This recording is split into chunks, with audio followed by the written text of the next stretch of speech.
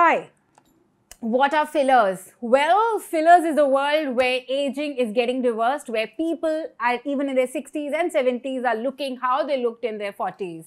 Trust me on it, I know lots of people and I've seen so many celebrities, personally and of course on TV where we all watch, where I see that I don't know how they would look if fillers didn't exist.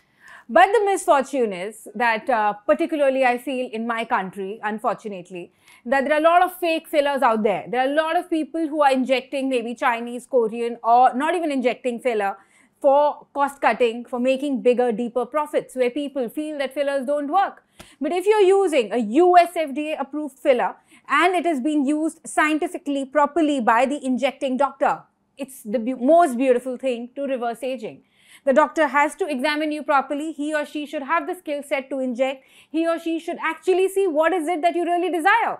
Whether you want to remove the wrinkles, whether you want to fill some space, whether you want to create some volume, whether you just want a chiseled jaw like maybe Priyanka Chopra or Deepika Padukone, which I think everybody wants today in India. Most of us ladies want it. Or you want a square-shaped jaw, being a man like Brad Pitt or John Abraham or Barack Obama for that matter. There are various fillers in the market. The option ranges from hyaluronic acid, which is synthetically produced, which is not a natural compound, but is actually a natural compound which starts to reduce and degrade with age.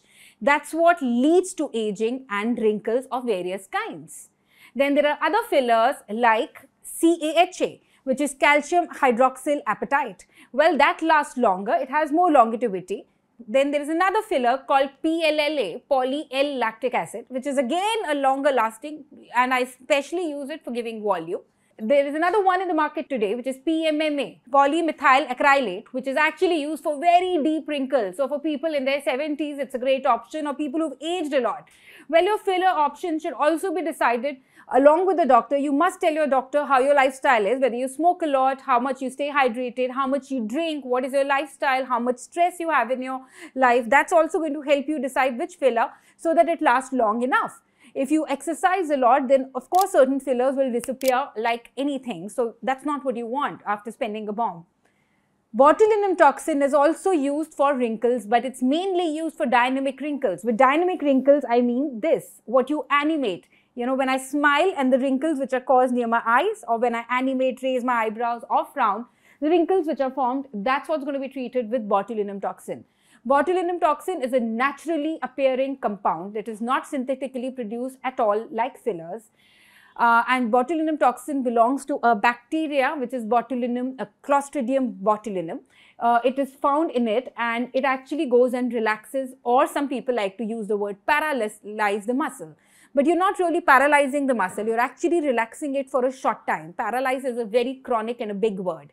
Again, there are side effects found in Botox also, where people are using cheap cost cutting, or they are not good injectors, or they are not even aware of the right facial anatomy and injecting in the wrong muscle, which could lead to a short-term side effect. Of course, these effects can even happen with the greatest of injectors, where the patient could go wrong. After doing your botulinum toxin treatment, you are not supposed to take a facial steam sauna. You're not supposed to take any kind of jerky movements for 24 hours.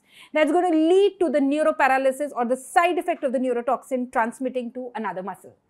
In case of fillers, the side effects commonly seen would be a bruise, a swelling, redness. Of course, unlike the saddest side effect which I've actually seen in certain conferences I've attended, that certain doctor injected and it led to blindness. So if it's injected into a blood vessel, it can even lead to that. So I would strongly say, please go to a doctor who is at least a trained dermatologist or a plastic surgeon, and not somebody who is just an esthetician or a beautician, which happens very commonly in India, where beauticians and other specialties are doing this without any kind of a formal training and giving people side effects. To make your treatment of anti-aging, this journey more easy and beautiful, you should start taking vitamin C immediately post your treatment. Do not apply vitamin C or retinoids on the same day of the treatment. And before the treatment, if you're on any kind of blood thinners, it's a great idea to avoid it for 3 days. Of course, discuss this with your treating dermatologist. But if you do this, it's going to make your treatment more easier, lesser chances of bruising, swelling, pain, and the results will be better. Always remember both of these treatments, particularly fillers, are hygroscopic. So whenever you're going for it, hydrate a lot. Hygroscopic material means that after the treatment, if you have a lot of water and good hydration levels in your body, and you're putting some gel-based moisturizer on the area where you've had the filler on the same day also, the filler is going to last longer, and it's also going to look more beautiful and take a more natural shape and fill up the place where you've got yourself injected beautifully. So well, that's the journey for anti-aging. Please ask us more questions. I would love to respond here. Thanks for listening to me here on The Print.